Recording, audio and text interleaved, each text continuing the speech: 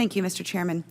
During this critical situation on our border, it's important to hear directly from the federal agencies who protect Arizona's border and our family and communities. So I appreciate all of the witnesses for coming and speak with us today. As I mentioned in our hearing last week, Arizona faces significant security, economic, and humanitarian challenges with these recent migration trends. Congress and the administration must focus on ideas and initiatives to help improve the situation. And I'm glad that the President heeded the calls from me, from border experts, and many other members of Congress to not close the southwest border. But last week, we heard from outside experts about their ideas to secure our ports, improve coordination with local NGOs, deploy critical technology between our ports, and improve workforce morale. And I look forward to hearing more about a frontline perspective on those ideas today. And as always, I'm committed to working in a bipartisan way to finding solutions that keep families and communities safe in Arizona and to treat migrants humanely and fairly. So my first question today is for Mr. Howe. I don't agree with CPB's decision to transfer officers away from Arizona ports of entry. Our ports have struggled with high vacancy rates in recent years, and that has led to the assignment of temporary duty officers. And I understand that CPB faces significant strain on its personnel, but our perspective is that this decision hurts trade, and we worry about it impacting security. So I want to know, what analysis did CPB conduct regarding removing these temporarily assigned officers from the ports of Arizona? Can you share that analysis with my office? And given that these ports were already understaffed, how does this decision not negatively impact security or flow of trade? Thank you for the question. You know, the initial response that we provided our Border Patrol colleagues was to support them in this migration crisis. They were overwhelmed, are overwhelmed.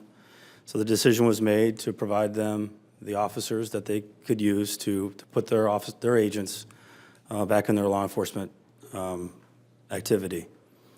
So 545 officers from the front line, the decision was made to address this crisis. We knew there would be impact. When Commissioner McAleenan had his press conference in El Paso, he mentioned that. So 545 frontline officers, 300 from Laredo, 194 from El Paso, and then 51 from San Diego. As you pointed out, we did not pull any from the Tucson field office, but the 75 TDYs that we had identified, we did not send them for assistance. So we know it's going to be impact. We see that every day. We see the backups in both the personal vehicles and the cargo. But this is a crisis that we're addressing with assistance to Border Patrol. Last week, we heard about the need for additional surveillance and detection capacity between our ports of entry. We know that the largest drug busts and interdiction occur at our ports of entry, but there is still significant trafficking for narcotics and other threats between our ports of entry.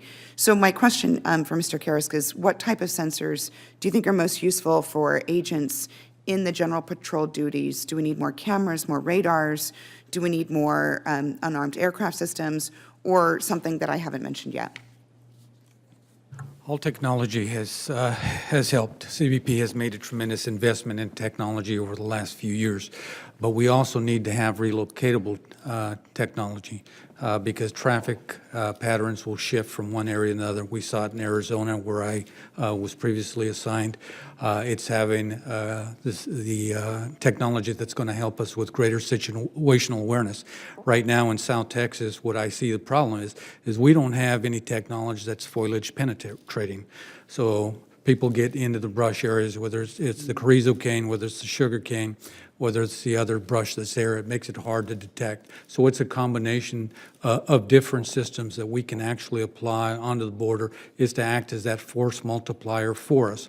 But ultimately, no fence, no piece of technology is going to make an arrest or an interdiction. That's going to be done by men and women who are out there. So it's important also is to be able to bring on additional personnel who can actually help us with that. My next question is also for you, but I'd like to hear the thoughts of other witnesses if they have ideas as well. Last week when we were hearing from experts, they were talking about the importance of local offices forging close connections with the NGOs and local community leaders. As you know, we're facing a struggle in Arizona with the release of migrants and need to improve communication with our local NGOs. So my question is, in your experience, what do you find works best to help build those close relationships at the local level? And are there any tips that we could utilize when I'm able to go back to my state in the next 2 weeks to try and figure out a better solution for the crisis we're facing? So I work closely with a lot of the NGOs out there in Arizona at the time, Juanita Molina and a number of other people who had the privilege of working with, but also even south of the border. During the time when they were speaking about a caravan coming up either to Arizona or to California at the time, it was sitting down with NGOs across the borders to figuring out exactly how many shelters they could open up, how they could help the ports of entry in organizing the number of people that actually showed up at the bridges. So that engagement does happen. We have very strong programs in the Border Patrol, Border community liaison agents who get out there and speak to NGOs.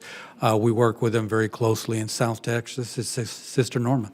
Right now, she is helping us with the overflow in the people that we're releasing from Border Patrol custody to the respite centers. So it's working very closely with them is to try to figure out how they can help the federal government, but also expanding that into other areas.